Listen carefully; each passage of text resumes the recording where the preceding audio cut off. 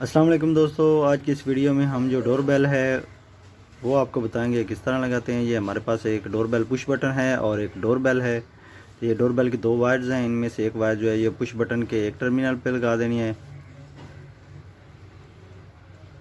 اور اس کو اچھی طرح جو ہے وہ کس دینا ہے، اور اس کی جو دوسری وائر ہے اس کو آپ نے مین نیوٹرل کے ساتھ لگانا ہے۔ اس کے لیے ہم ایک کنیکٹر یوز کر رہے ہیں۔ یہ ڈور بیل جو ہے اس کی ایک وائر اس کنیکٹر میں لگائیں گے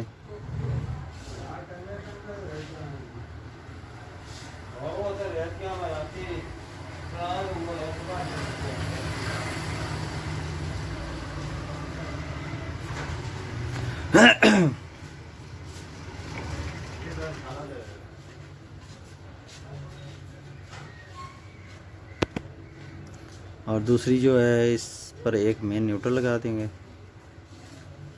یہ ڈور بیل کی ایک وائر کے ساتھ ہم نے کنیکٹر لگایا ہے، اس کنیکٹر کے ساتھ ایک مین نیوٹرل جوڑ دیے، اور ہمارے پاس ایک مین وائر بچی ہے، ایک ہم نے بیل کو دے دیا اور ایک ہم پش بٹن کو جو ہے وہ دے رہے ہیں۔ تو اس طرح سے یہ ہمارا جو ہے سرکٹ کمپلیٹ ہو گیا ہے، ڈور بیل سرکٹ۔